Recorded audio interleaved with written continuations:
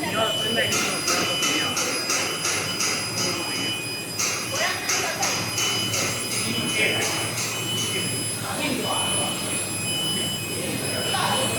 我知道啊，但是我今天印度人这好赖账。